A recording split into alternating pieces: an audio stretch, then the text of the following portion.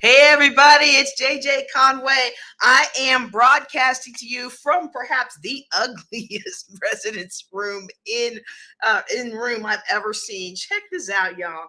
Look at this. I have not seen brown floors and brown couches in quite some while, and I used to live in residence in. So I walked in here, I was like, did they miss the last two refreshes? Or is this just how they do the ADA rooms?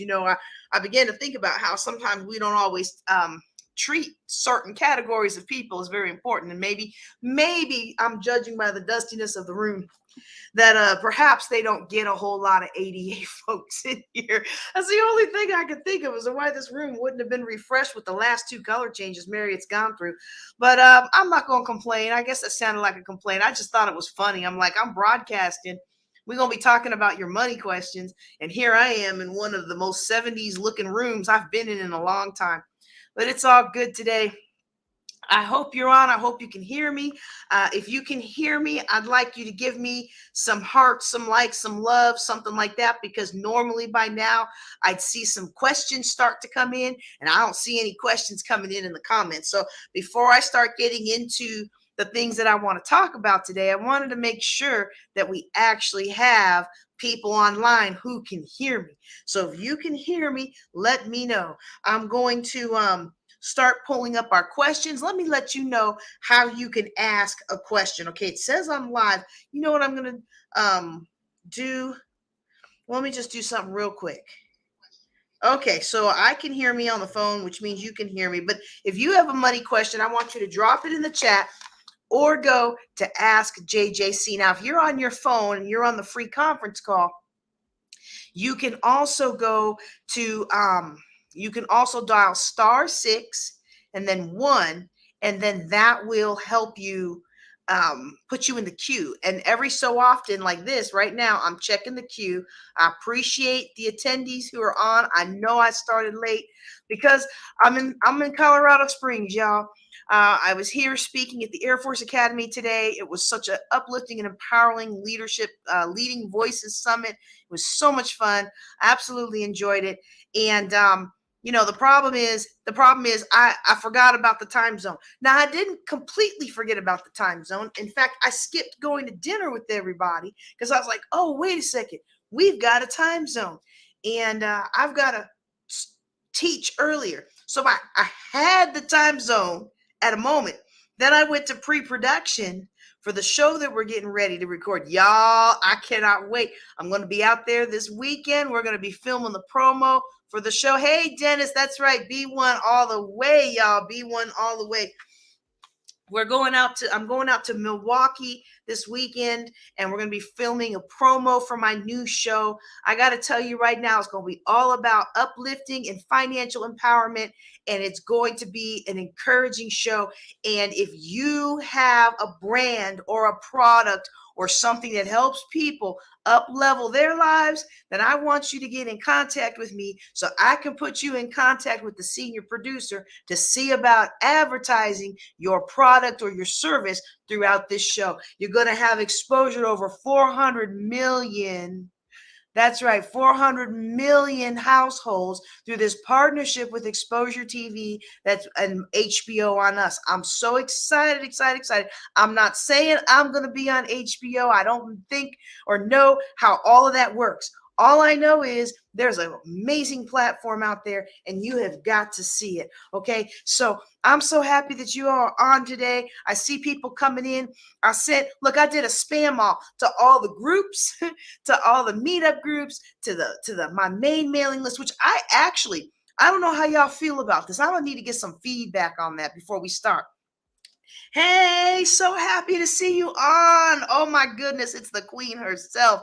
Oh my goodness, y'all. I'm so happy to see you, sis.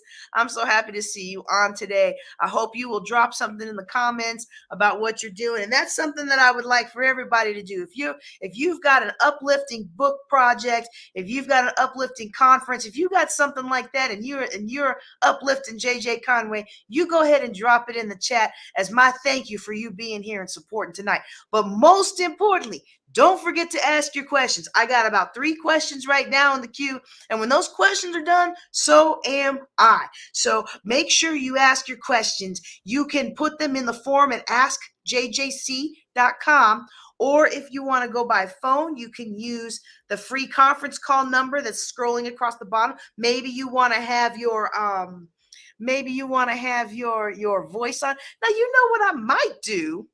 Let's see what y'all think about this. Y'all want to be a part of this stream today? I mean, this hotel room is killing me. I just don't like looking at it, you know? And it's funny because I have resisted the gray color scheme that's so popular. I have resisted it because I'm like, I like my creams and my tans and my burgundies. But this brown is killing me. So hold on. I'm going to add this to the chat. I'm going to not chat. I'm going to add this to the comments, okay? Now, I know depending on how you're watching it, if you're watching on a Facebook, Facebook makes it difficult to chat depending on which area of Facebook you're watching it from to be able to click the links. You may have to cut and paste it, but there's the link to join me live on screen. So make sure make sure ain't nothing compromising in your background. All right. But you can join in live on screen, and I'm going to go into my banner real quick. And I'm going to add it. You want to come on live and ask your question? You come on live and ask your question. It's an experiment we're going to try to do, or join us via video here. Let me try that, because the reason I'm going to do it, and this link changes from broadcast to broadcast, so don't copy it down and think you can come in. Each time is different. The reason I'm going to try this is I have so few questions in the queue. So why not try something new, right? Like, I've got so few questions. It's the time to play around and get some money questions answered, all right? So I think I've covered all the administrative stuff that we've got today. Let me go ahead and just take a little bit of a pulse. Can I take a little bit of a pulse today? What I mean by that is many of us started these COVID businesses. Okay, we started these COVID businesses, or we may have had a pre-existing business, and we were able to really just blossom during the pandemic, speaking to a hurting and scared and confused nation and offering what we had to help them out. And now that everything is kind of going back to normal, there's a lot of COVID businesses that are starting to flounder. And so let's just take a pulse today. How are you doing? How is your business doing? If you're a speaker today, how's your speaking business going? How is your summit business going? How have you been helping people publish books? How is that going? How is that going? And what can we do to position you for what's about to come next? Because we know there's always a next. Life is an ebb and flow. It's an up and down. And just like the market, just like the stock market goes up and down, right? Let me draw this out for you, okay? The stock market goes up and down, up and down, up and down, up and down, up, okay? That's really not a good drawing. And I don't have my Sharpie with me. You know, I do have a Sharpie. Hang on, y'all. I got a Sharpie right here. Hold on. That's right. Professional speaker here. I come prepared. If you're just joining us, I'm at the Air Force. Well, I'm not at the Air Force Academy. I'm at a residence inn. I'm at a brown-colored residence inn outside the Air Force Academy. The staff here has been wonderful, though. I need to stop dogging on this hotel room because the staff here has been absolutely wonderful. I need to stop that. They're going to be like, I ain't never helping her again. But I'm like, this room, it didn't even have a... Never mind. Okay, so here goes the market. Okay, the market goes up and down, up and down, up and down, up and down. Okay, but the overall trend line, this is the trend, T-R-E-N-D, and this is the market. I'm just going to abbreviate that MKT, right? The overall trend line is up. Okay, so the overall trend line is up. So the market goes up and down and up and down. And here's what a lot of us do. The market goes up. We're like, ooh, the market's going up. Let's put all our money into the market, right? And then the market starts to go down. And we're like, that's going down. We're going to pull all our money out because we don't want to lose everything. Okay, I'm not going to, I don't know if I can draw it out here today, but I'm going to try to explain this to you, okay? People that put their money in up here and take their money out down here miss out on the growth, okay? People who put their money in down here and pull their money up out here, they grow. The reason a lot of us are motivated to take our money out of the next trough, that's what that's mathematically called, a trough, right? The reason we feel like this is because we're afraid that this line is going to keep going all the way down, right? And we're afraid of losing everything. And so, because the natural human fear is to pull everything out when things go down, economists have discovered that dollar cost averaging is actually a much better plan. Now, some of us might say, well, here's what I'm going to do. You see, here's what I'm going to do. Let me tell you what I'm going to do, Miss JJ Conway. That's what my son does when he gives me his ideas. He goes, I'm going to put my money in at the bottom, and I'm going to ride it all the way up. And then when it starts to go down, I'm going to pull it out. Well, here's the problem with that strategy. You don't know that it's going down until it's gone down. And then all of a sudden, you're kind of stuck. You either have to pull your money out or you have to let it ride. But what economists have found is if you just put in a little bit every month, every week, okay, these little bits, let's say these little bits represent like $100 a month or something. Okay, make it whatever you want to make it. If you just put in a little bit each time, each month, each week, each period that you can, each quarter, whenever you get your bonus, then what happens is when the market goes up, okay, you buy whatever the market's at. But when the market's going down, you're getting more shares. So then when the market goes up again, you actually have more shares. And then when the market goes back down, you're like, I'm losing. But if you keep at it, because we can't predict the up and down, you will come out far ahead. I have another video out there on YouTube where I actually show it with numbers. Like I actually show it with hard money numbers, how you come out ahead. If this is something that interests you, I encourage you to go out there and find that video or get with me privately so we can do some one-on-one coaching, okay? But this is the market cycle, all right? Then you have, in addition to the market cycle, you've got business cycles, okay? So I'm going to represent the business cycle. It also, if you are doing a good job in business, your business cycle looks like this too. I'm not going to draw it like this because I want to bring a point home. I'm going to draw it like a never-ending circle, okay? So you get high and low. Okay, so you have a business cycle. There's some months out of the year that I have a lot of clients. I get a lot of coaching clients. I get a lot of speaking engagements. I get a lot. There's some months out of the year that are really low. They just not coming. I know as a financial planner, I'm going to lose about half my clients every Christmas. Now they'll pick me back up in January.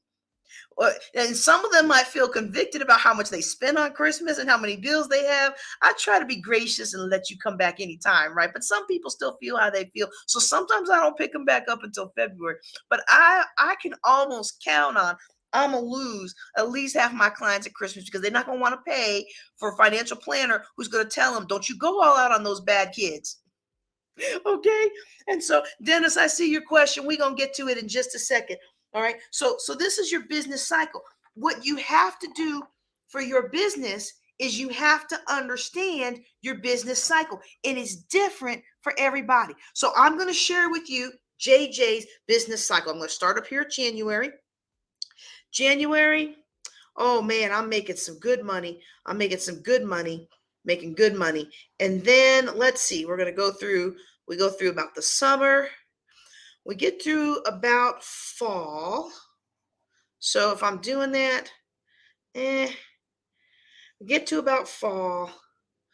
I'm going to put Jan through about September, because in May I get all the graduates and I get all the people who want to buy their package for me to help their graduates graduate and learn how to deal with money. So I get a lot of graduation gifts.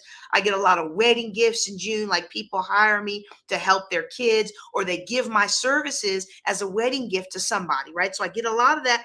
And then August is back to school, and then you got all these fees, and people are like, oh my goodness, how am I going to do that? So we get that.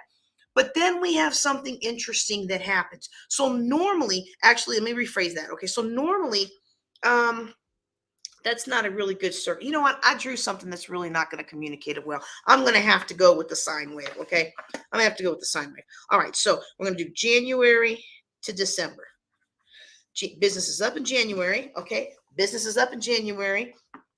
Business kind of teeters off a little bit at spring break, which stinks because I'd really like y'all to fund my spring break trips with my kids. I'm just playing, but not really. But then it kind of goes back up in May and June. So this is May and June. Okay, so we have graduations and weddings, May and June. Okay, then it kind of dips back off a little bit, and then we get a little bump in November. We get a little tiny bump in November of people buying gifts. You know, they're buying gifts, or they're going into the holiday season, right? But it just drops off in December, right?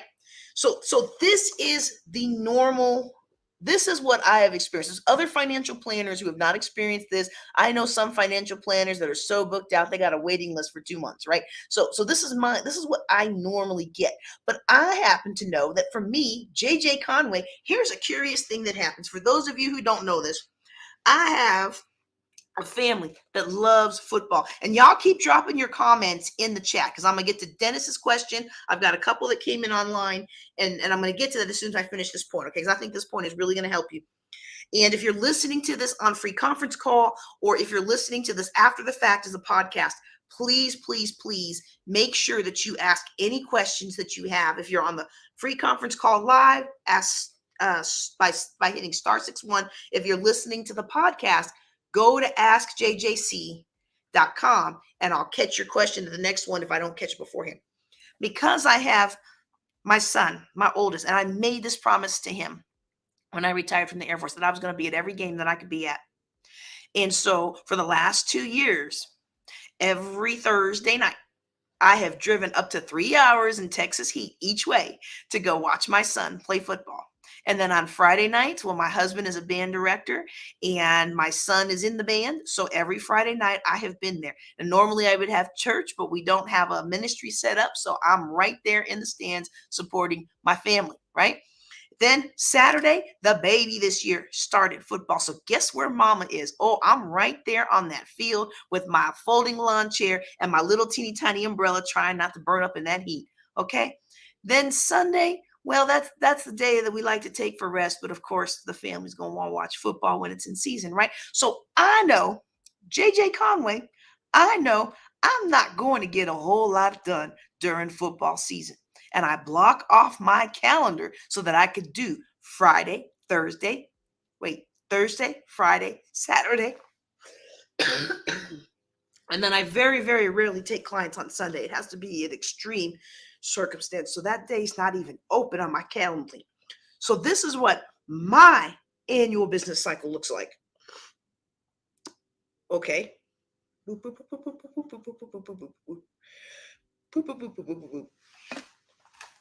We're pretty much not getting any coaching money during football season. Okay. Excuse me. And so then last year we decided, well, we're going to do this and we're going to do that. And we're going to take time off. We took a month off and we just traveled as a family. We'd never done that. 23 years of working. I had never taken that much time off to be with my family before. So that was a dip too. But we decided this year I'm using summer to get done all the things I can't get done during the school year. That's why I'm out filming. We're doing all the TV. We're doing all this stuff. We're cramming it all into summer because as soon as August hits, I'm back to being mom and my family's my priority. And thankfully, I've built a business that can still function, maybe not at the level that I'd like it to yet, but I built a business still function. But here's the thing. If I didn't understand this about my business, first of all, I would get discouraged down here. Be like, oh my goodness, what's wrong? What's going on? But I understand this. So because I understand this, A, I'm not going to get discouraged. But B, when times are high, that's when I siphon that money and I plan for the things that I'm going to want to do. I know I'm going to want to have a conference here and I know I'm going to want to have a conference there. And this is how much the team costs to produce it for me. So I have to take some of this money off the top And some of this money off the top, well, that should have probably just done like it. I take some of that money off the top and I need to save it. I need to save for the lean times. Okay. And what this chart looks like for your business is going to depend on your environment. It's going to depend on your business, first of all, but it's also going to depend on your environment, what town you live in, what state you live in, what people are like. It's going to depend on some external functions, and it's also going to depend on what's working for you and your family. Because I'm not one of those entrepreneurs that teaches that you need to burn yourself out so that you can be a good entrepreneur. I believe that if you get to the end of your journey and you don't have your family by your side, you have not accomplished the mission. And my goal is to walk in all forms of abundance. That's health, wealth, spiritual growth, and my relationships. All right. So we want to make sure that we're keeping in mind with this. Okay. So this is your foundation. You have a business cycle. You overlay that on top of a market cycle. And if you've never taken high school algebra or calculus or anything like that, it's okay. You don't have to understand it. But when you add this one on top of this one, strange things can happen. So I could be having an upturn, but the market is having a downturn. So even though the volume of business is typically up in January, I might be having a tough January. Conversely, the market could be going crazy and people are they're spending money like crazy and they're buying services like crazy. So when in a September or something where I don't have a lot of clients, I might have even higher paying clients that make up for the low volume. And so it's important for us to understand the nature of our business, and why so many of these COVID businesses are starting to fail is because people didn't realize that they needed a plan, and save for when all of this was over. Because when all of this ends, everybody's not going out of business. See, everybody didn't go out of business during the pandemic. See, everybody didn't go out of business during the pandemic. There were some businesses that cut corners and they shifted and they added other profit streams, and they were able to survive, and some were able to thrive, and people created new businesses. But now we're at another pivot point. And so now what we have to do is we have to analyze our field, our chosen field, and make sure this is really what we want to do. And we're not just doing it so that we can grab money, because a lot of the money grab people are starting to go out of business, okay? But we can look for ways to continue adding value. And in order to find these ways to continue adding value, we have to understand our business cycles, and then we also have to understand what's going on around us or in the communities we serve. And that's one of the reasons it's so important to be connected to mentors who can help show you what's coming down the pike. All right. Whoo, that was fun for me. I hope that was fun for you. All right. So we've got a couple of questions now. Let's see. Let's take a look at some of these questions. All right. Let's see. Not having, okay. Okay, so here's a question. Now, I'd like you to go ahead and put in here what whip appeal is, because I know that Mr. Spraggins here has published poetry, but I don't know what whip appeal is. So it's kind of hard for me to give specific advice. But if I was going to give general advice, and please keep in mind, I've got to say this now, because they've changed, the FINRA and all of them are getting a little more crushing on people who give financial advice.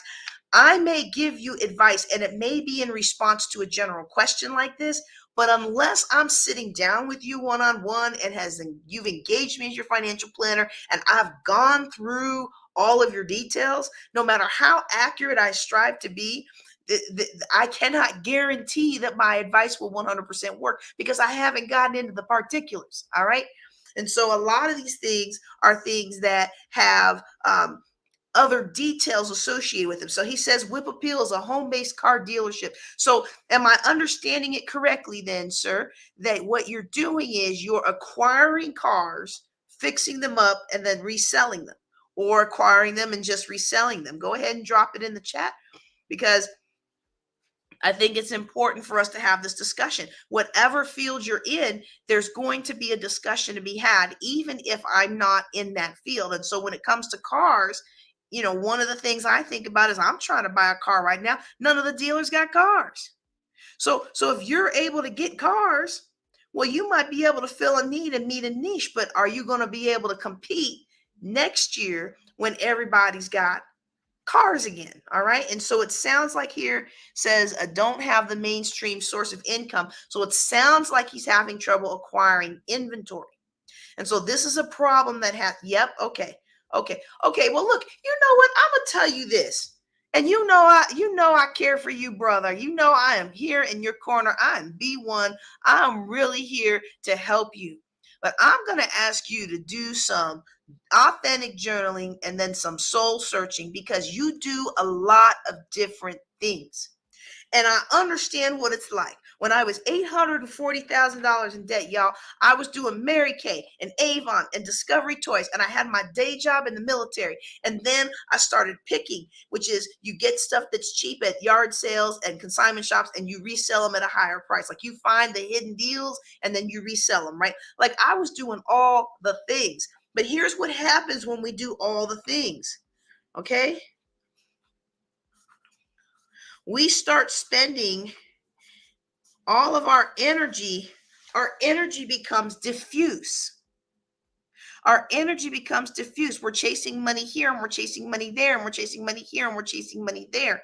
And so because our energy is diffuse, it's really hard to make any one of those things explode. Now, if you are in the situation I was in, look, that $100 a week I made from Avon or campaign, I think is every 2 weeks. I needed that money. And I wasn't going to turn. Look, I would buy 100 books for $19 or whatever it was to buy 100 books in the little bags to hang them in. I'd walk through all the Walmarts and Targets, and look, y'all, I wasn't trying to deal with people. I was active duty military, so I wasn't trying to deal with people because I was trying to do things I could do behind the scenes. But I would hang those little things. And I would go to apartments that didn't have no soliciting, and I would hang those little bags on the doors, and I would profit after you pay for your website and all that stuff. I'd profit about $100 every 2 weeks on top of getting my makeup, right? Mary Kay, I would offer a 30% discount to my church. Man, I had big orders for Mary Kay. I still wasn't making much though, but at the time, even the $300 to $400 that a month that I was making with it was $300 to $400 I didn't have when I was 800 something thousand in debt. But over time, what I had to realize is I had skill sets that allowed me to make more money faster and easier. And I made a lot more money picking than I ever did per unit of effort, per hour that I had to spend doing it, per amount of time that I enjoyed myself doing it, which I did not enjoy makeup at all. Look, y'all can tell I'm not a makeup guru, right? I just needed free makeup. And I was in debt, y'all. I was so in debt. And it was so embarrassing. Have you ever just been so embarrassed? I was making I think I was making at the end of that time period of my life, I was making 6 figures a year, but I still couldn't pay my bills. I mean, it was just one of those times. And what I'm saying is let's take some soul searching about how to put the energy together. So he says he's going to combine the services, and I can see it. Look, I can see this. Okay.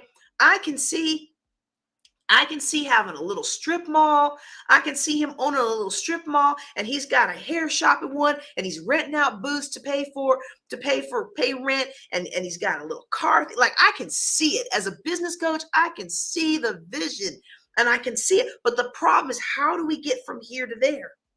And sometimes we have to do something different that does generate the funds, and we have to take care of ourselves. And I don't know your personal life. I just know you from how you come on my stuff, right? And I'm realizing now that this is going to go on the podcast. So please, sir, let me know if it's okay to leave your name on there, because otherwise I will try my best to edit it out. But here's the other thing I know. Sometimes we can diffuse our energy. Sometimes we can take into ourselves or allow into ourselves things that steal our energy. And so we could be making big money. We could be making big money. I'm going to draw this big arrow right here. I'm going to split these two down here. This is what we could be doing. Okay? This is what we could be doing. All right? Let me just put that there like that. This is what we could be doing. All right? But because we have substances, we take in substances that limit our energy. They decrease our energy, and they fog our mind. Okay, substances. It could be prescription drugs. It could be legit stuff, right? We take in substances. We have emotions. We have emotions that could be at play. We have all of this anger and bitterness and lack of forgiveness. And let me tell you, having somebody run up all that debt in my name, I know a thing or two about bitterness and unforgiveness. Let me tell you. Oh my goodness, not only run up all that debt, but have the nerve to be seeing somebody else and then tell me I'm wrong, get my whole church to think that I was wrong, that, oh, y'all, I could, we gonna stop, because I like my energy to be positive. But we could be taking something into our body, we could be taking something into our mind. And so it could be the media that we consume. I know some of you are like, this is not what I came for today, but I'm telling you what I found in my life and what I have found in the lives of my clients. And because of that, it thwarts our ability to earn. It thwarts our ability to earn. And so we don't get to where we could go because all of these things are keeping us from getting there. Okay? All of these things, and there's many more. I'm just listing the three most common ones. These things are contributing. So our energy isn't right.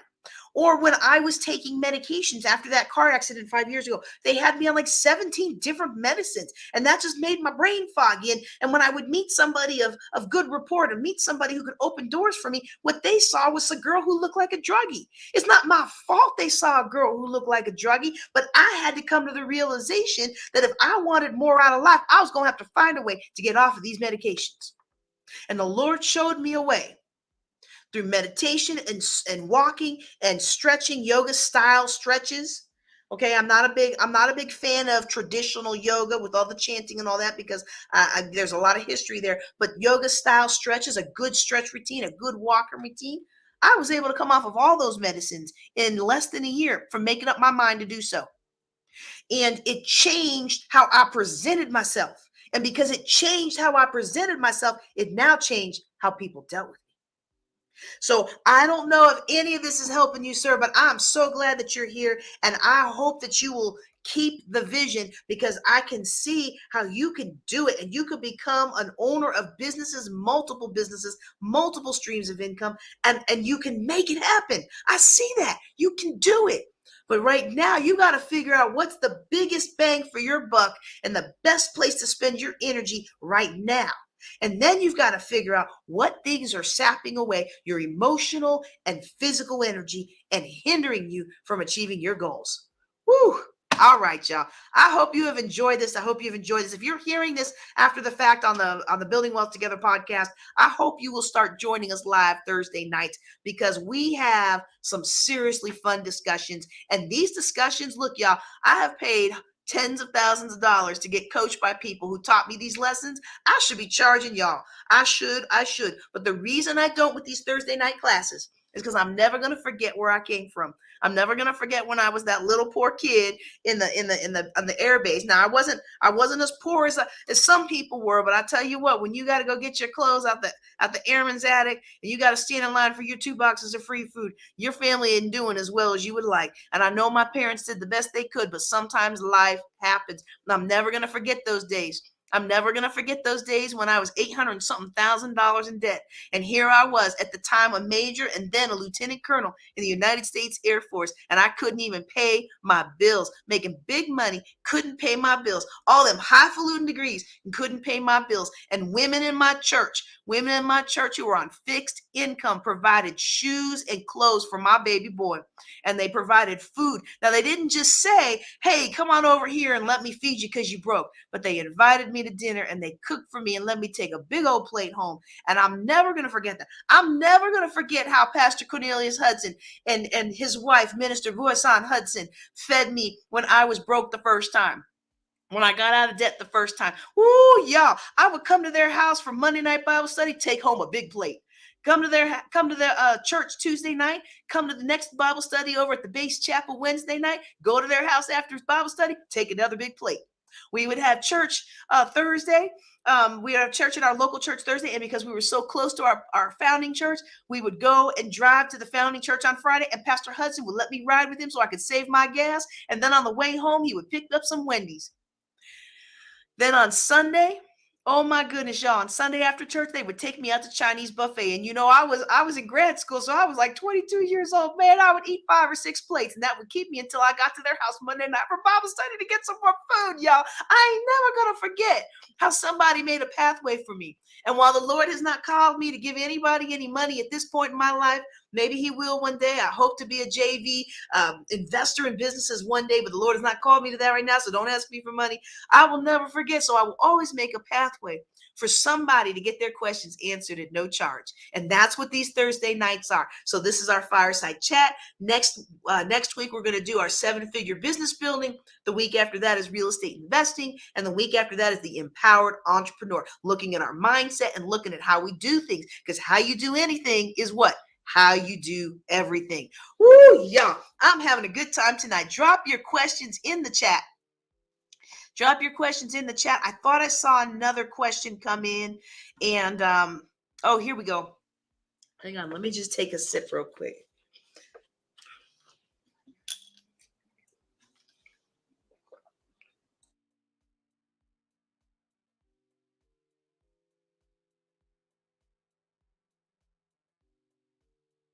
Look, I called myself I was going to go hiking because I'm back in Colorado. I got on that treadmill yesterday. Ooh, nope. The air is rare. And I remember that from when I was a cadet at the academy, but somehow this body seems to feel it a lot more at this age and at this time. So please forgive me. All right, another question. Now, this is a good one because guess what? If I had the answer to this,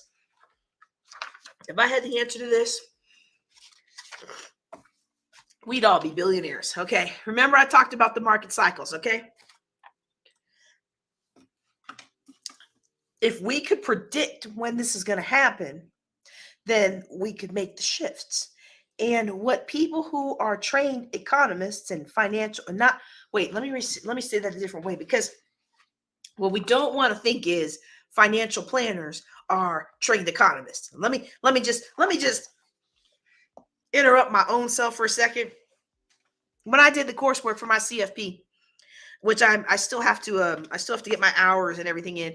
But when I did the coursework, it's a year long class. Most of those guys in there, they were doing financial advising, but their company was sending them to get certified. And so I found out that most financial advisors, they are salespeople. They are salespeople. Okay. And so you've got to understand this. Okay. So the question is, what is the method to come close to stock prediction? All right. But the answer is not is dry cut, because one, if we knew how to come real close to it, we'd all be really, really wealthy, right? There are people who are paid to crunch numbers and analyze companies and analyze stocks and analyze the reports and find out as much information as they can about what's happening in the companies that they invest in. But there's really not a good guarantee. Okay. If there was, we could figure out the formula and everybody would be great, right?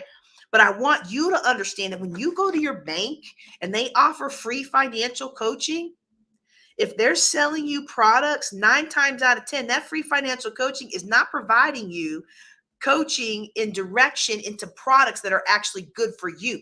See, what you really need is a fiduciary fee only financial planner. And that's something that I do. So what I do is different from what the rep at the bank does, because I'm not going to sell you an any old thing unless I know that it's good for your financial future. Fiduciary means I got to look out for your financial future. Okay. So it's hard to come close to the stock market predictions without a lot of that research and that time and that energy. There's also another strategy, though, that I want to talk to you about in coming close, because People that do well, and I know some people who've done really well with day trading and things like that. People who do well with this have a strategic mindset.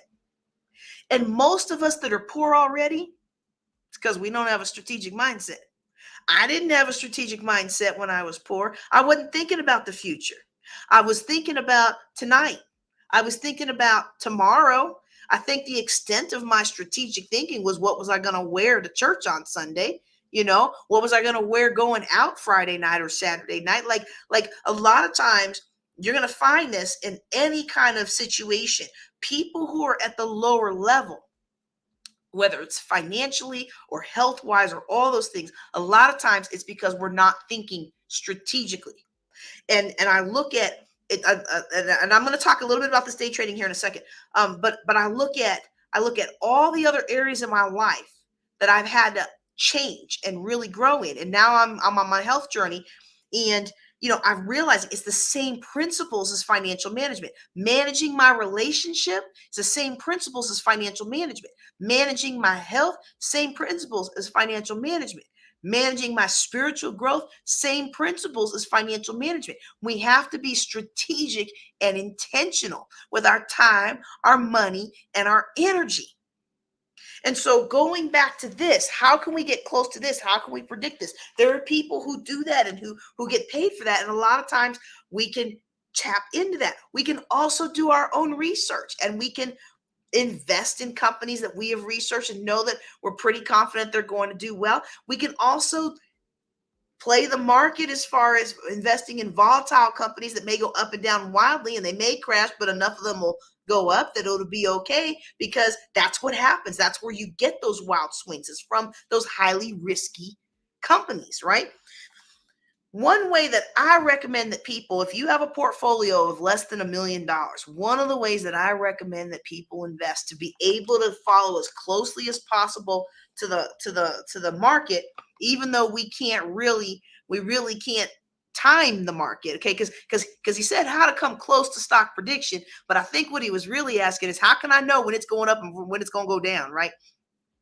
The closest way that I recommend is, actually, if you have a lower portfolio value, I actually recommend get you a good mutual fund, an index stock fund that's gonna peg your earnings to the market itself, or something like that, that's in a collection of funds that you care about. A mutual fund is basically a pieces of a bunch of little funds that you buy into. So I pay my $100 into this. Now I could try, what is it now, $33,000 to get one share of Warren Buffett's company. Um, the Berkshire Hathaway. I think it's like 30 something $1,000 to get one share, right? So I could do that. I could do that, but I don't have $33,000 to invest today. So all I got is 100. All I got is 1,000. All I got is 5,000. Okay. Well, maybe 5,000. You know what? I guess we could look it up. We could look up and see. Maybe you get one or two shares of Microsoft. Maybe you get one half a share of Apple. I don't know. I haven't looked them up. I am not giving financial advice. I have not looked these numbers up. I'm just making this up off the cuff. But whatever it is, a lot of times, if you're at a lower price point, you can't afford to buy shares of the companies that are fairly stable. So what happens is, a mutual fund, what they're doing is they're pulling everybody's money together, and then they're going out and buying stuff as a group. And because they're buying stuff as a group, now you can buy things that you wouldn't otherwise been able to buy. You're not technically buying it, the fund manager is. And there's different kinds of mutual funds. So index funds are funds that they return the value of the market. So if the market goes up, and the market, you get the S&P 500, you get a Dow Jones Industrial, they whatever that index fund is based on, that's what they invested. And so your money goes up and down according to that. You can have all kinds of funds. There's the Timothy plan, and they have different kinds of Timothy plans that, depending on your moral convictions and what kinds of things you want to or don't want to invest in. Maybe you don't want to invest in something that supports XYZ thing. They have all kinds of different all kinds of different mutual funds out there, where you're all putting your money together, and the fund manager is buying it on your behalf. Now you can also go out there and do your own investing. Y'all know I love the stock. I love mutual funds and I love real estate. So now when it comes to coming close to predicting this, there are signs. The thing is, you just don't know. There are signs though. Who remembers when all the housing crashed back in 2007 or 8 or 9 or whenever that was? That's part of how I ended up with so much debt, y'all, because we daisy chained all these. We did what the late night TV gurus did, and we got all these properties using other people's money until it all crashed. And now all those people, they wanted their money back. That's why I don't teach that. Okay. I teach a different way to invest in real estate, one that will let you sleep well at night, no matter what happens in the market. But remember when that market crashed? In about a year leading up to that market crash, economists were predicting the crash. It was all over Entrepreneur. It was all over Money. It was all over all these money magazines. And I was seeing this. And being a young lady at the time, I mean, I was a little younger than I am now, and I hadn't been through this kind of a market before in my adult life. I had lived through it, but I hadn't been through it with my own money. That makes a difference when you're going through stuff with your own money, right? And so I was seeing in these magazines and in these financial reports, all of these wealthy people that were selling their $2 million houses or their $500,000 houses, or some of them even their $200,000 houses. And they were selling their houses and they were living in an apartment or something and just holding that money. And I was like, are you kidding? I can buy a house. Look, this was my first year of real estate investing, right? This is what the market was like. This is how you get false confidence. I can buy a house today, turn around, don't fix it up, put it on the market, and tomorrow it's worth $50,000 more. Why would I do that? Y'all, the house we bought, we paid $405,000 for it. And in less than a year, that property was only worth $180,000. That's why all those people were selling off their expensive homes, because the economists were predicting that a crash was coming. And they were all of these different signs and all these different signs and all these different signs. And inexperienced people like your girl, I didn't heed those signs because I didn't know that they were important signs. But enough other people knew, and they sold their overpriced house because the markets were so hot, and they moved into apartments. And when the market crashed, guess what they did? They took their cash and moved on up in house.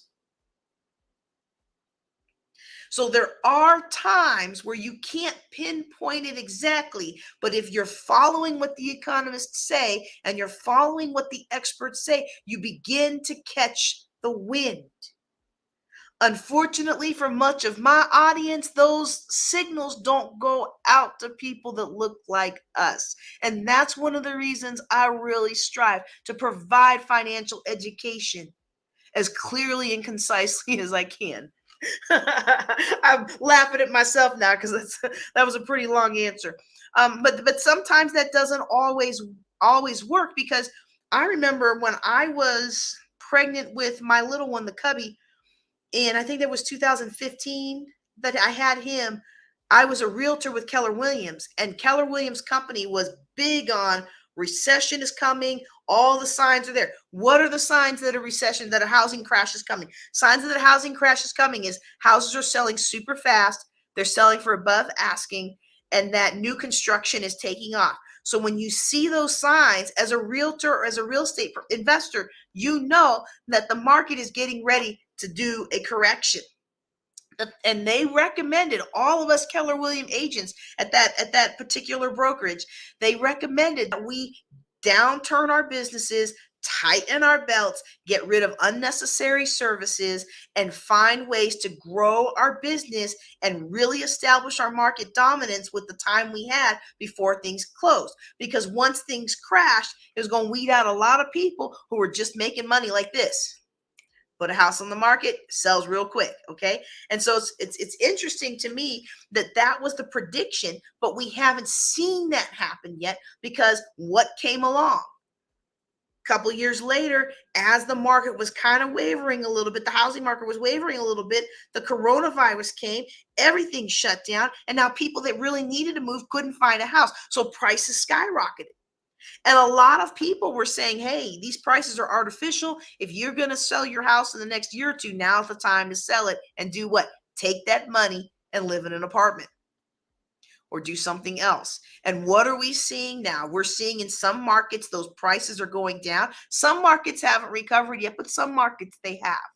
So this has been a fun discussion. And again, if you are watching this, I'm sorry, I'm saying that wrong. If you are on the free conference call, do a *61 so that you can ask your question via phone. And then if you are listening to this after the fact on the podcast, I want to encourage you to come on out every Thursday night, 8:30 Central, 9:30 Eastern. And we answer your money questions with style and grace. All right, there's a lot of posts in the chat. I don't see any new questions though. If you have a question and I missed it, go ahead and put it back in the chat so I'll see it, okay? Because we've got so many. Look, I am not complaining. I ain't complaining. I complained about this brown hotel room, but I am not complaining about a lot of comments today, right? Like look, you can always engage on my posts and I will be very happy you stopped by. But what I'm going to do now is if I don't see any more questions, and I'm not sure what you mean about crowdfunding, so you're going to have to elaborate a little bit more on that. A question was asked, is that crowdfunding? Crowdfunding is interesting because crowdfunding, let me just talk about that in a second. We started off this session tonight talking about COVID businesses that were closing. And if you're listening on the podcast, you need to go back to last week because we break them up in about 30-minute segments. And so that would have been a discussion of last week's Wealth Building Wednesday. When the COVID businesses started, and a lot of people started COVID businesses and they raised all this crowdfunding, and then the business cycles haven't really recovered yet to fulfill. And so you've got to be really careful about crowdfunding right now, because do I want people to invest in you with the understanding that they may not get what they need, or it's only going to be a prototype or anything like that? Of course I want people to do that. I don't want you to go get a loan. So if people are willing to pour into you and if they believe enough in you to invest, then yeah, go for it. But then you got to be able to deliver. And what's the problem for a lot of us? If you're anything like me, man, you got big dreams. Oh, you got big dreams and you just want to fly to the moon, right? And this is the thing. This is the thing. I see what you're asking. Okay, I'll get to that in just a second. I got a lot of big ideas, y'all. Chris Hogan one time, and it just relieved me so much. He said, a good entrepreneur has an amazing idea every day, if not every hour. And I had felt like I have all these ideas and I should do something with them. And when he said that, it released me, because here's what I was doing. Y'all heard me talk about this earlier. I was spending all my energy in all these different things and I wasn't focusing. And so where our focus goes, our energy flows, and where our energy flows, that's where the money comes. And so we want to be able to be focused. We don't want to be bright we do want to be bright like the sun, but look at that light back there. You'll see how bright that is. It actually doesn't look that bright in the hotel room. The brighter part of that is actually a reflection on the wall. But if you were to take that light and condense it down, it may not be as effective as the sun, but it would just be like holding a magnifying glass with the sunlight, and it pinpoints the sun and you begin to burn the paper. That's not going to burn the paper. But focusing will burn the paper. So we got to put our energy in focus, okay? But the thing is when we are crowdfunding for a business, and what he's talking about is investing. So I'll get to that in a second. When we're crowdfunding for a business, you got to be able to deliver. And if you don't deliver, you get what's called the reverse Oprah effect, okay? The reverse Oprah effect. The Oprah effect is when your book or you have an appearance or something on Oprah, you're going to get 1 million orders and you're just going to make all this money, right? Well, maybe not if you get so many orders that it crashes your website and now people can't order and now they're frustrated. Or you get 1 million orders, but you only have 100,000 in stock, and now you got to come up with 900 additional, and now that's made in China or somewhere, and you got to get it here, and it takes 2 months, and now what do you get? A whole lot of bad reviews. So it might have been better to start at a smaller place than to go straight to Oprah when you couldn't handle the Oprah effect. Now you're killed by the reverse Oprah effect. All right. So we want to be very careful with that with crowdfunding. We want to be very careful to promise what we can. I've heard people say we should under promise and over deliver. I like that attitude. Now I'm okay with you promise and deliver what you promise, but don't you over promise, or that will have greater repercussions later on. So now to his actual question about where people put money together and invest. That's actually a wonderful strategy if you've got enough people that trust you, and how do I want to say this? If you can trust yourself to do it. Okay. So if I know, I don't. I'll give you this example. Y'all can tell by now I'm a genuine and honest person. I'm probably honest to a fault. I don't mince words unless the Lord tells me to, and I try real hard not to be real hard not to say one thing and it means another. Like sometimes we're between a rock and a hard place and we really don't want to tell our auntie her food stinks. So I might, she asked me how I liked let me just one that I don't like that Italians cook a lot. Did I like the eggplant? I cannot stand eggplant. I don't want to tell my auntie I don't like her eggplant.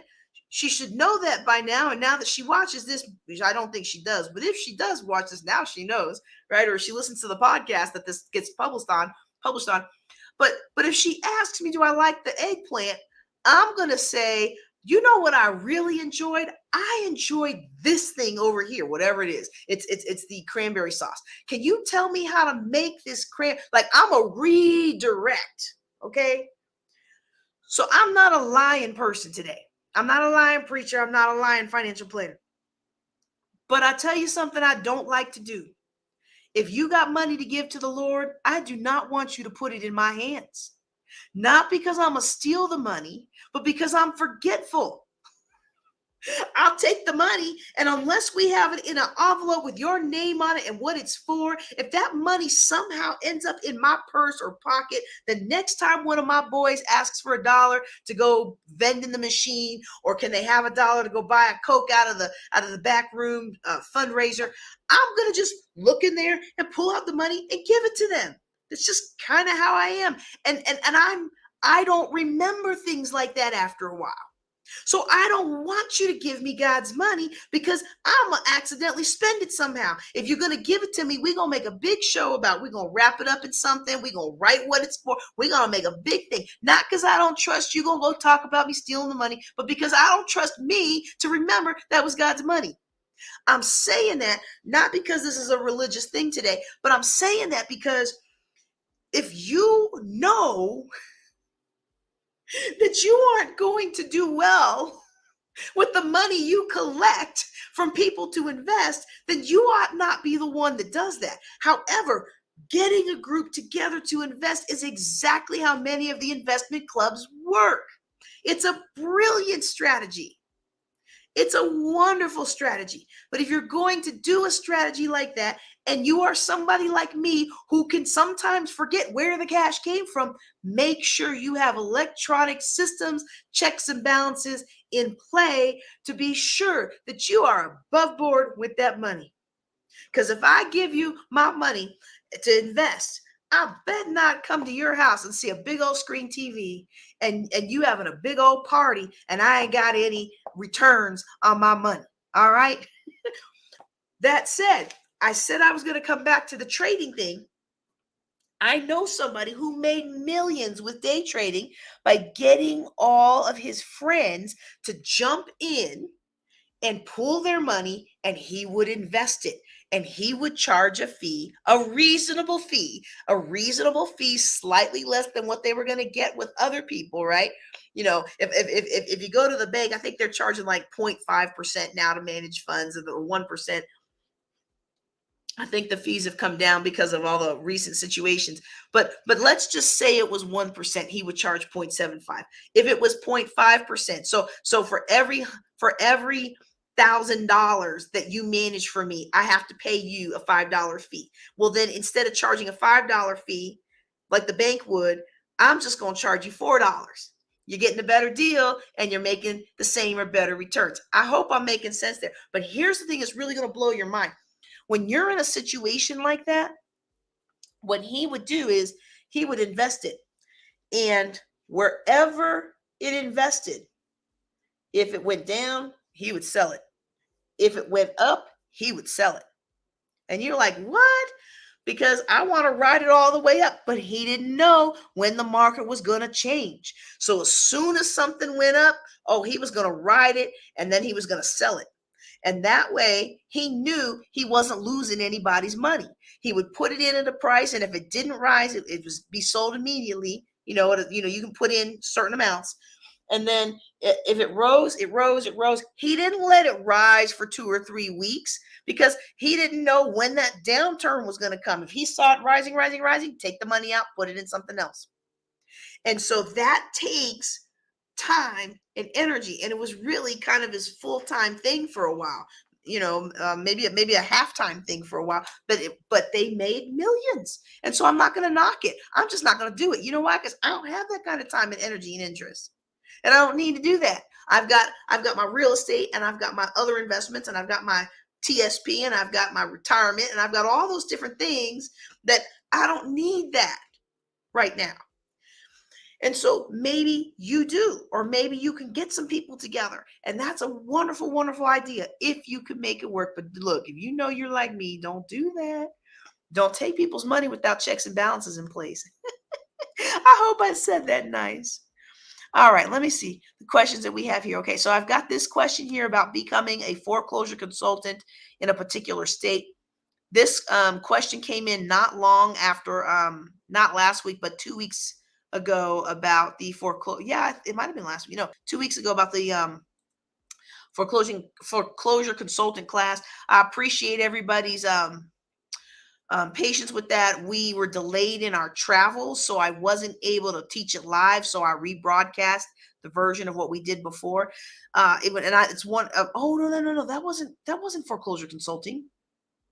Well, whatever it was, I appreciate that. That question came in after that class. But foreclosure consulting, I think I did teach that one live, actually. It's one of my favoriteest things because what you're basically doing is helping people. So let me just summarize real quick what foreclosure consulting is and then how you go about doing it for a particular state. What foreclosure consulting is you are helping people who are facing foreclosure solve their problem. And the reason people are in foreclosure is because they haven't, for whatever reason, we don't have any judgment or any shade, but for whatever reason, they haven't paid the bank the mortgage. And the bank is tired of waiting for their money, and they are forcing the sale of the house to recoup their costs. That's what a foreclosure is. It's forcing the sale of the house. And so there's 3 stages of foreclosure. There's pre-foreclosure, when someone's late, but the bank hasn't filed the foreclosure yet. There's the foreclosure sale on the courthouse steps or however your county or parish does it. And then there's after the foreclosure, if the bank buys the property at foreclosure because nobody else bid high enough, sometimes the bank will buy that. Then the property becomes what they call REO in the for sale systems. That's real estate owned. So those 3 phases of foreclosure process, and a lot of money can be made in that first phase when people haven't yet been able to pay their bills, but the property hasn't gone to sale. You can still get good deals at sale. You can still get good deals when it's an REO. But the best deals are usually going to be if you can catch them before the bank has done the thing. All right. And so becoming a foreclosure consultant is going to vary from state to state. My Real Estate Investing 101 class, you can find out more about that at DART REIA, D-A-R-T, D as in dog, D-A-R-T-R-E-I-A for Real Estate Investing Association.com, dartrea.com. In that class, you will find different classes on different areas of real estate investing, and foreclosure consulting is one of those. And so I talk about the general basics. but it's a state by state and sometimes county by county. So it's a jurisdiction by jurisdiction specific thing. So for example, in Maryland, where I first learned to become a foreclosure consultant, if you advertise that you can help people avoid foreclosure, or if you advertise that you can help people stay in their house, you can't buy that house.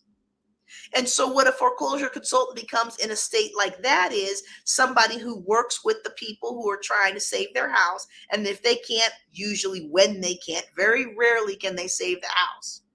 And I don't mean this in a mean way, but remember what I talked about before about the lack of strategic thinking and intentional living.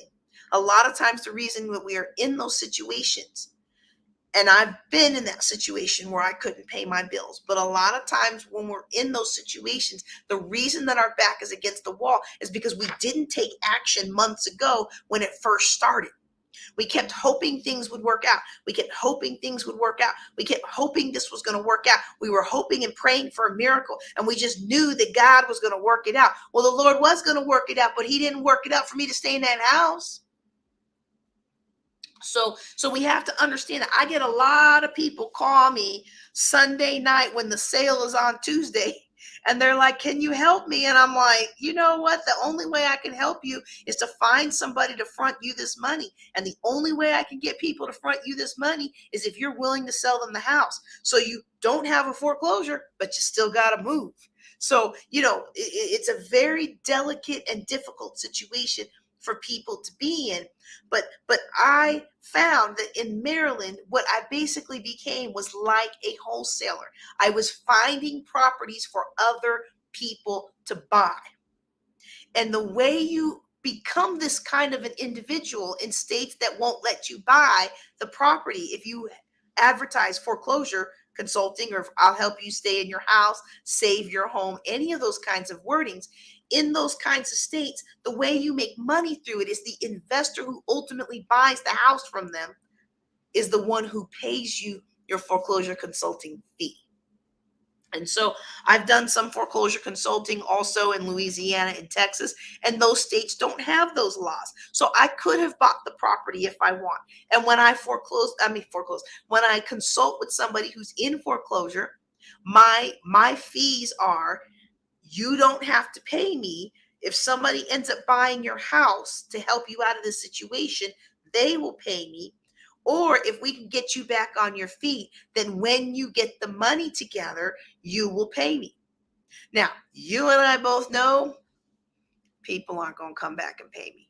But you and I both know most of those people aren't going to stay in their homes anyway. Because if they were going to do that strategic thinking, most of the time they would have already taken action the first month, the second month, the third month that they couldn't pay their note.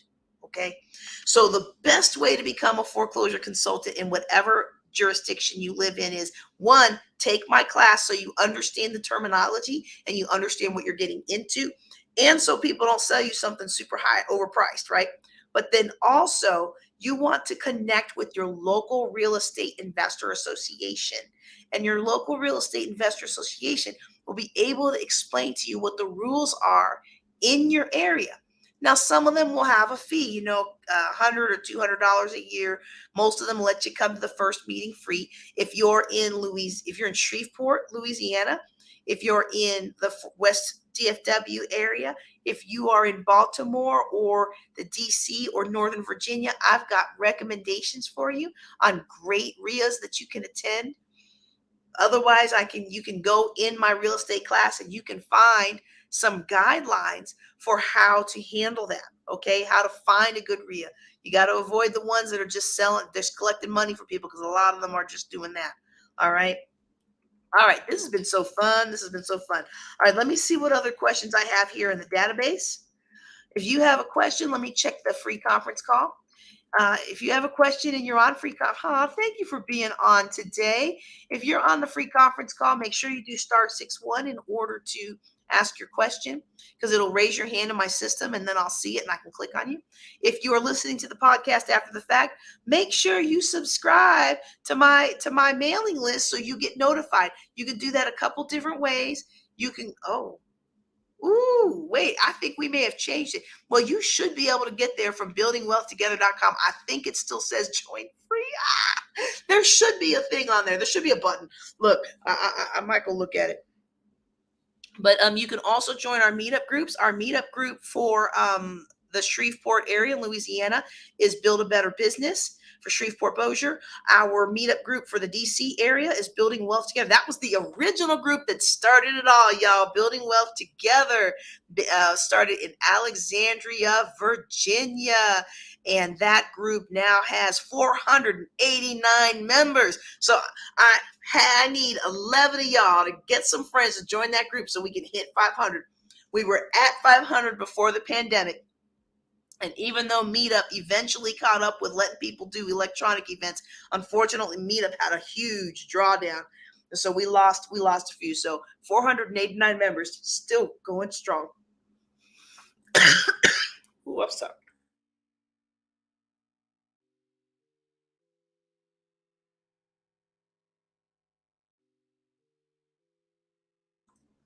Well, this air is pretty rare.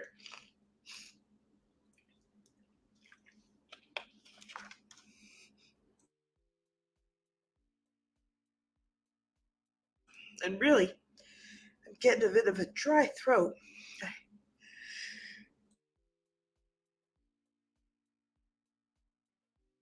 I think that's the second time I've had a sneezing and coughing thing when I've teach. Maybe I'm allergic to teaching. No, I'm not allergic to teaching. I love what I do, y'all.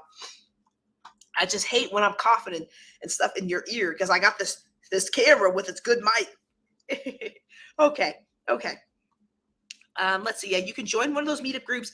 You can also join my e-newsletter, which I'll admit I haven't been very consistent about.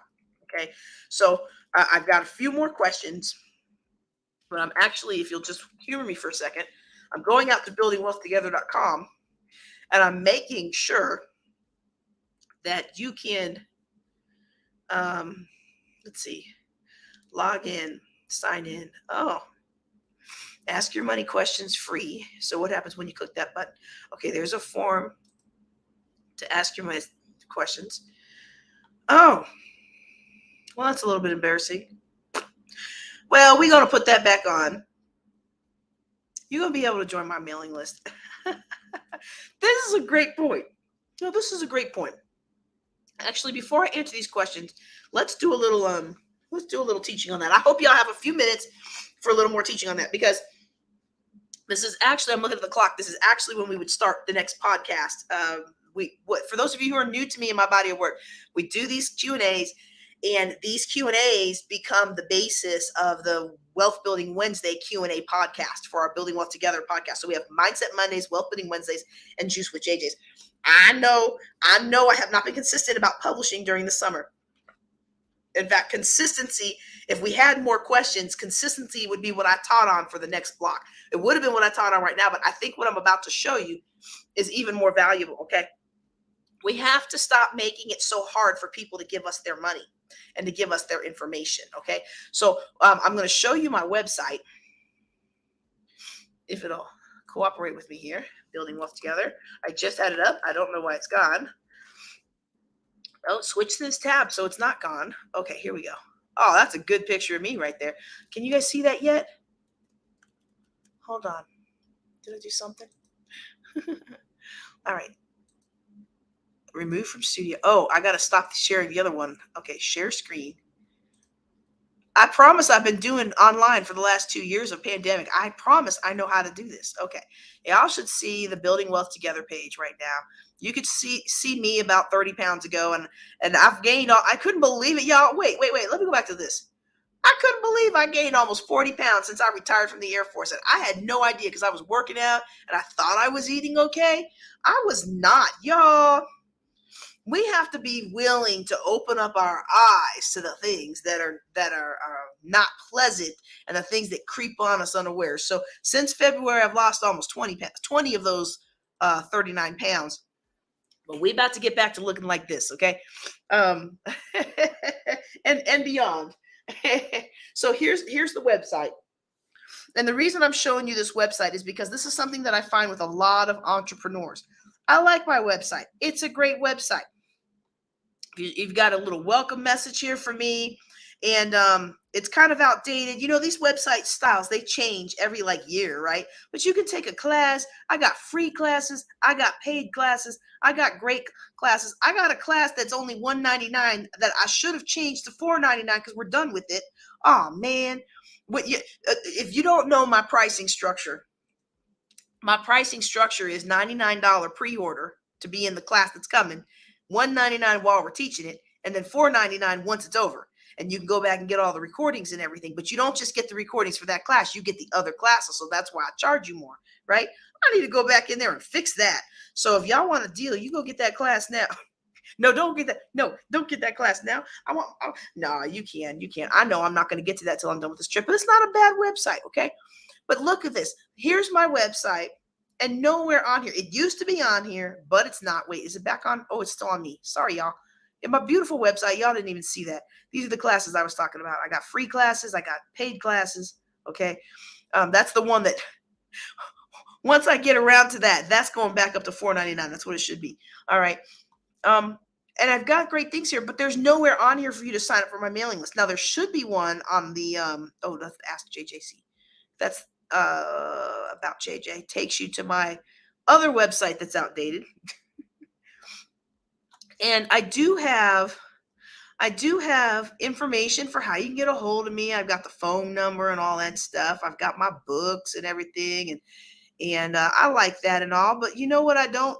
Even here, I've got the mailing list, but it's all the way down at the bottom. So we all know how lazy we are. Look, we work hard all day long. We're not trying to scroll all the way down to the bottom. We got to make it easy for people to find stuff. And I'm taking this advice for myself. You know, one time I had some clients in my office. They were in my office at the Pierre Bossier Mall, y'all, back when I had an office in the mall.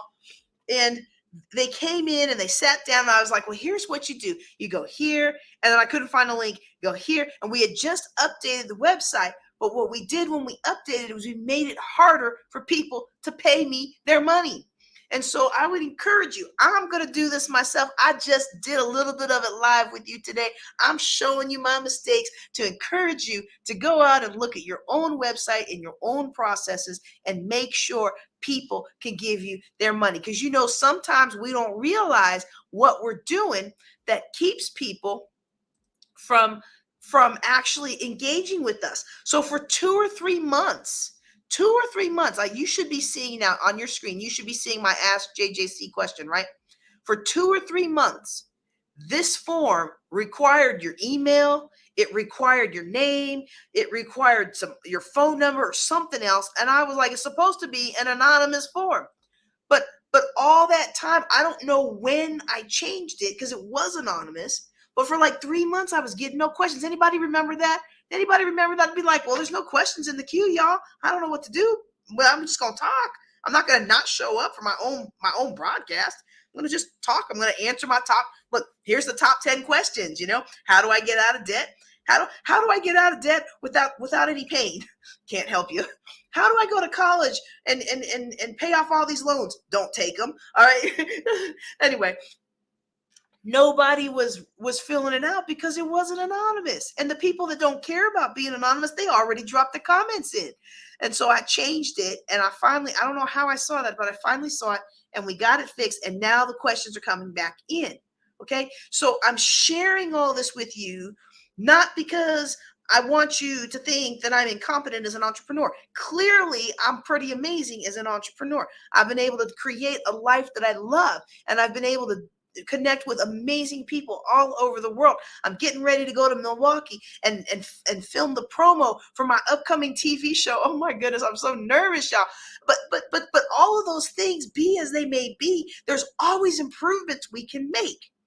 And so if you have some areas in your business and you see that your business is dropping down, but it's a time in your business cycle when it should be going up, one of the things that you can look at is how are you receiving people's information and money, and are you making it easy? So y'all hold me accountable on this. Well, wait a second. My pocketbook's going to hold me accountable on this. I'm going to have to redo that site. It's not going to happen in the next week or so because I've got a couple conferences back to back.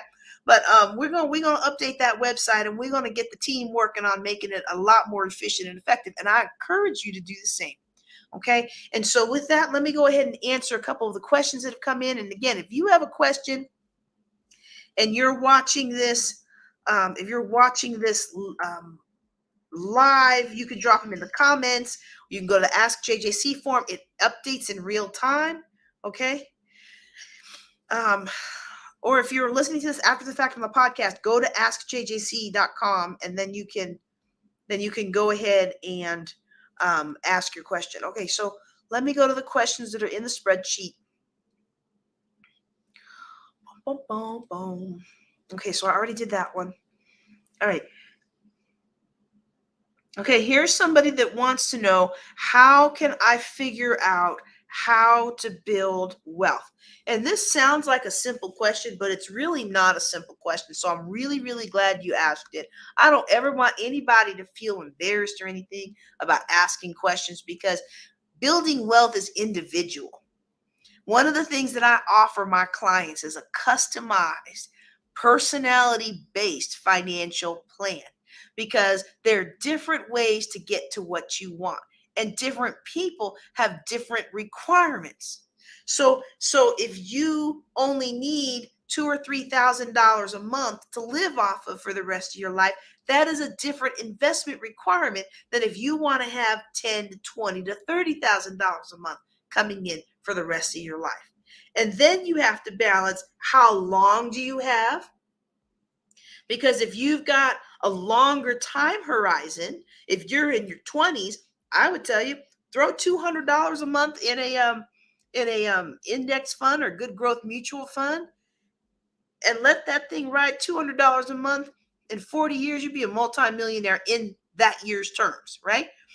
But a lot of us, either life happened or we just didn't care back then. Some of us very smart people were not thinking strategically back in our teens and 20s, and we were just kind of looking cute and having fun. And it's just life, right? And so some of us have had life knock us down. If you have life knock you down in your 50s, can I get you financially independent by your 60s? Absolutely. I can help you come up with a plan, but it's going to require a lot more work than if you're coming to me at 18 and you got your first real job. Or if you're coming to me 22, you graduated from college, you don't have any college loans. That's a whole different discussion. Because again, the 22-year-old, I'm going to say, put some money over here, save it over here, put 100, 200, 300, 400, whatever you can afford every month in the stock market, and don't touch it until you need it for buying a house or for investing or other things down the line, for your retirement down the line. Open you up a Roth IRA, put that money in it, max it out, and over 40 years, you'll be good, right? How many of us got that advice? Okay, all right. I shouldn't say it like that, because a lot of us didn't get that advice. I didn't actually get that advice growing up. I got that advice my junior and senior year of college. I took an economics. Everybody at the Air Force Academy, this is why the Air Force Academy is such a great education. We were all required to take law, business, philosophy, leadership. Like, we were required to take all these classes. And one of the ones we were required to take was economics. And I think it was macroeconomics. One was macro, one was micro. I liked it so much, I took the next one as an elective the following year. And I was like, wow, I never knew all this. Well,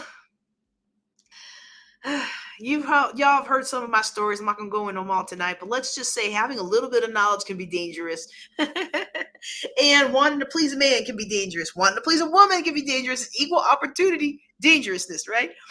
So how can you learn to build wealth? Well, it's going to depend on how long you have to get to your goal, what your goals are, what you're willing to do to achieve your goals, what skill sets you have, what health levels you have, what needs you have, what constraints you have. So let me give you an example. I have never been one who said I've always wanted to get my private pilot's license, but I've never wanted to spend $1 million on my own private plane. And you can get a Cessna for less than that, but most of the guys that I worked with in the Air Force, they had planes that were between $500,000 and $1 million. And I've always thought that was a real extravagant use of money, right? Well, now I live 2 hours away from the Dallas airport. And I'm like, it sure would be nice if I could just roll on over to the Stephenville Municipal Airport, get in my private plane, and have somebody fly me, because I'm probably not going to fly myself, because I don't want to work during the plane. But it sure would be nice if somebody could fly me to where I needed to go. It's not going to take any longer than going to the airport.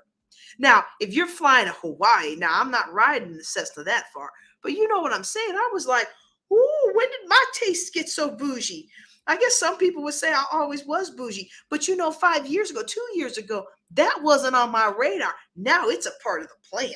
I'm like, I'm going to be doing so much. I'm going to need to be able to go where I want to go. And so it depends on your vision. Oh my Lord. What I just heard? And I kind of think it was a spirit, but I hope it wasn't the spirit. Somebody talking about, yeah, you would be like one of those TV preachers with their private jets. If it helps me get the Lord's work done, I ain't mad at anybody. It's when you go to wasting God's money. That's what I get frustrated. You fellowship and all that money away. You're supposed to be building a building fund, and you fellowship and all that money. Ooh, we gonna invite everybody over for Thanksgiving, because you want the church to pay for your turkey and your ham, because you can't afford to pay for your turkey and your ham for your kids. Get you some financial management and pay for your own turkey and ham, and stop using us as an excuse. Well,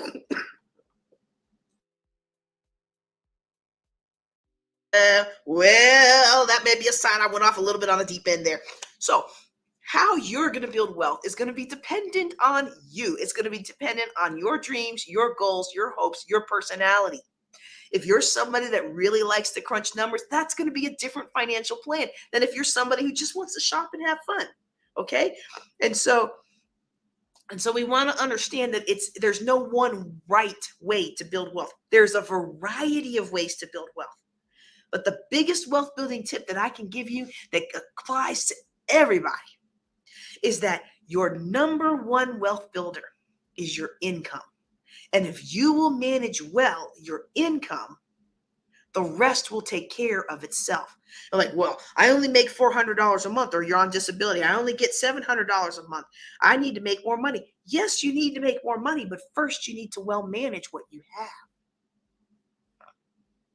See, I've coached people who were happy living on $400 a month. They had a lifestyle consistent with $400 a month, and it got them what they needed out of life, and they were good with that. I've coached people who've become financially independent on disability. Now, does that mean if the disability cut off that they would have some adjustments to make? But yes, but if the disability cut off, it would mean they were healthy again, and so they'd be able to do more. You see what I mean? That was one of my most favorite phone calls I ever got from somebody that I coached. And 5 years later, she came back. She said, I just want to let you know we've paid off all of our debt. We've paid off our trucks. We've paid off our house. All we owe anybody is our taxes every year. And all we have to pay is our taxes and our utilities and our food. And her disability check covered that, and her husband's disability check went into savings for when they needed the next car or the next thing. And it just did my heart so good. I can't even sometimes get people who make $200,000 and $300,000 a year to come on a debt-free and future-looking plan. So it's about managing what you have. And when you manage well what you have, you are now sending out signals that you are ready to receive more. And on the topic of receiving more, I want to encourage you that a lot of times there's things in life that we want to make happen. And unfortunately, there's a lot of things that we can't make happen. Oh, we're hard workers. We are going to do it. We're going to take action. We're going to do this and do that. We are not people to sit by idle. Most people who attend my teachings, they are not people to sit by idle while the world passes them by. That's a whole different crowd of folks. That's somebody else that speaks to that group, right? But my group, my tribe, the people that are attracted to my teachings are people that really want to make an impact in this world. And they really want to do something that means something. You didn't just come here so you could build some money so you could go flaunt it or throw it all away in Las Vegas. You came here because you have a heart to serve, and you want to do like David Meltzer says, have a lot of fun, help a lot of people, and make a lot of money. You're here because you've got a bigger calling on your life, and you know that it takes funds to operate that calling. And whether the money comes from your pockets or the pockets of somebody that's put in your path, you know that you're fully resourced to execute the work. And you're here because you know that these principles that I'm teaching you will help you execute the work and receive the funds and achieve the vision. You're here because you are called to make an impact and make a difference in this world. But how we do anything is how we do everything. And that facade that we wear in public, it only lasts for so long. We have got to deal with the things that are blocking our income. We've got to deal with the substances that we're physically taking into our lives. We've got to deal with the things that we are emotionally taking into our lives. And by emotionally taking into our lives, I don't just mean the stuff that we come up with, because I don't think, I'm like Dr. Amen says, don't believe every thought you have, right? Because every thought you have isn't really yours. Every emotion you have isn't even yours. You got to challenge those things and reject the ones that are holding you back, and deal with the ones that are legit holding you back. I had a situation where I was trying so hard to forgive somebody. I'm going to forgive this person. I'm going to forgive this person. I'm going to forgive this person. And I was trying so hard to forgive. You know what I really needed to do? I needed to let them go. How many of y'all see this? I'm going to do this little illustration for you. And this is going to be powerful for somebody. If you're listening to this on the podcast, I encourage you to go to my YouTube channel and look up the July 2022 Fireside Chat, or you can find it on the Facebook, but it won't be on Facebook for long because we tear them off. There is this meme out there, and what it is somebody's holding a rope, and that rope is wrapped around their wrist, and they're holding on to the rope. And they're holding on to the rope. And the more they're trying to pull, and I don't know if somebody else is holding it on the other end, but they're trying to pull and they're trying to pull. And the more they're trying to pull, the more their circulation is getting cut off. And it says sometimes the best thing you can do is let go. And then when we let go, now our hand can be healed. And now that we're healed, that hand can be put to work, building our wealth and managing that wealth more effectively. So if you're here today and you want to learn how to build wealth, I know that I'm teaching a lot of general principles. If you stick around with us and you catch up on the podcast, you'll see a lot of time-tested success strategies. In fact, that's one of my classes, time-tested success strategies. You'll find those classes and you'll be able to listen to those principles, and over time you'll hear them taught here, but they will help you become a person that attracts more of what you want into your life. Now, I'm not talking about New Age universalism, anything that's contradictory to the Bible, but I'm talking about biblical principles of attraction and wealth, that where the Bible says to call those things that be not as though they were. And so we visualize what we want out of the future. See, when I didn't want a private jet and somebody to fly it for me, I don't want a private jet, but a little private plane, right? A little private plot plane, because the local I don't think the local airport can handle a jet, right? But when I didn't visualize wanting a little private prop plane and somebody to fly it for me, that wasn't on my radar. And because it wasn't on my radar, I wasn't putting any energy toward it. And because I wasn't putting any energy toward it, not only was I not attuned to the opportunities that might exist in that, I wasn't tuned in to the opportunities to learn more about it, learn how you hire somebody about it, talk to people who have others that fly them around. And as soon as it becomes on my radar, now all of a sudden I'm meeting all of these ladies who are ranchers, or they go to these horse conferences and different things like that, and they and their husbands fly out of Stephenville Airport.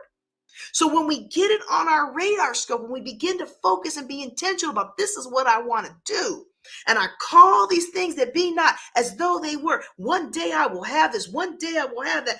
Sometimes you call the things that be not as though they were, and you start going down that path and you're like, I don't really want that. I wanted 1,000 acres of land. And then I was like, Lord, unless you want me to have it, I don't think I want that. So unless you put that on my heart, let's take that one off the shelf. Because I started learning about managing land. I said, I could do all right with about 500 acres. That's about what I can handle. Oh, I'm sorry. I'm being a little bit silly now, but do you understand the point that I'm telling you? Do you understand the point? We it wasn't, if you're not thinking about it, then when something comes along, you're not thinking about the future and about buying a house. And then when this comes along, this outfit, this new jewelry, this whatever it is, fill in the blank, comes along, we spend our money. And then later on, we wonder why we don't have it. It's because we weren't focused on a goal. And it doesn't mean that you have to scrimp and save and sacrifice forever to get what you want. Any of y'all that have been on my Facebook since 2009, you saw me live my best life. And a lot of people had no idea that I was 800 something $1,000 in debt. They didn't see that. They saw me making trades and barters and getting free tickets and just having a wonderful time, because I have made up my mind that in this new phase of my life, I'm remarried, but it hasn't changed. But when I was released from that negativity, I made up my mind that I was going to live my best life. And so can you. And I made up my mind to be intentional about it. I wanted to be in a financial position that by the time I retired from the Air Force, I didn't have to work. That's what I wanted. Most military people don't have that luxury. They leave the military service, they take off their uniform, they put on their civilian uniform, they go back to work doing the same job in a civilian capacity. I didn't want that. I wanted to be there for my kids. I didn't know a husband was coming along. I didn't know another kid was coming along, but I had one that I wanted to be there for. And now that they're there, I wanted to be there for them. I made up my mind. That was my singular purpose and goal. Remember when we were talking about being focused? If you're all over the map, you are not going to be focused on your financial goals. I didn't want for anything. I maybe didn't have the red bottom shoes like I have now. I may not have had the nice purses like I have now. I may not have had some of the things, some of the travel ability, some of the funds to put on the conferences and the things like that I have now. But I still had a very full and rewarding life. And you can too. Oh, y'all, I've had so much fun with this. I see that we're getting close to being out of time. Let me see what these questions are almost all the same thing. I wonder if they're submitted by the same person. I may have to check the form and make sure that they're not feeling like they didn't get their question. But here's one that's different. Because most of these are about how to save their money and how to build wealth. And I've just kind of gone through that. Really, what it comes down to is making up your mind. You won't do it. And somebody said, well, I made up my mind. No, you didn't make up your mind until you turned down this and turned down that because you were going to put your money towards investing. That's when I know you've made up your mind. See, you thought, you wished, you had a good idea. Some people say, well, I made a decision. Well, you made a decision, but did you take action? If you made a decision without taking action, well, it's not really going to change anything. Now, it could change if you've never been in that decision-making realm. At least now you're waking up your brain. But don't do like me. Look, don't do like I used to do. Oh, I'm gonna wake up early and work out.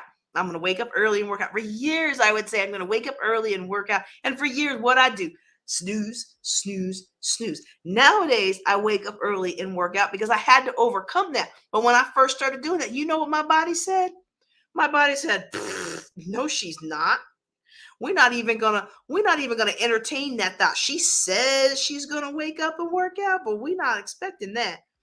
And we know that that's not going to happen. So we're not going to limber up. We're not going to anticipate. We're not going to give any energy to this. My subconscious was trying to protect me from wasting my time and energy. You know how we do. Oh, I'm going to do this. Oh, I'm going to do that. We spend all our time getting ready to get ready. And then when push comes to shove, what do? We roll over. It's too hard. Our husband, our wife, our kids, our parents, nobody supporting us. Oh, y'all, I feel it rising up, but I'm going to constrain because I want to end at a time period that I can encapsulate this for the podcast. But you know what I'm talking about. You know, sometimes you've been your own worst enemy. The hardest person I've ever found to lead has always been myself. And the hardest person to have discipline with has always been myself. And once I've learned to stop lying to myself so that myself knows it can trust me when I say I'm going to do something, until I got to that point, things didn't change. And the only way they're going to change is if you change. And the only way that things are going to be different is if you do different. The only way you're going to get a different result tomorrow is to do something different than what you had today. Albert Einstein said you cannot solve the same problems. You cannot solve today's problems with the same kind of thinking that created them. He's also the one that said keep doing the same thing and expecting a different result is the definition of insanity. I want to encourage you today. I want to appreciate those of you who've been on with us this whole time. And if you're listening to the podcast, I appreciate you for being a loyal member of the Building Wealth Together podcast. I want to encourage you. These wealthy principles that I teach, they can help you build wealth in a relatively short time. It all starts with you being intentional and strategic about your life. Thank you so much for joining me today. I'm JJ Conway. I hope you all will choose to walk in abundance and leave a legacy. Y'all take care and be blessed.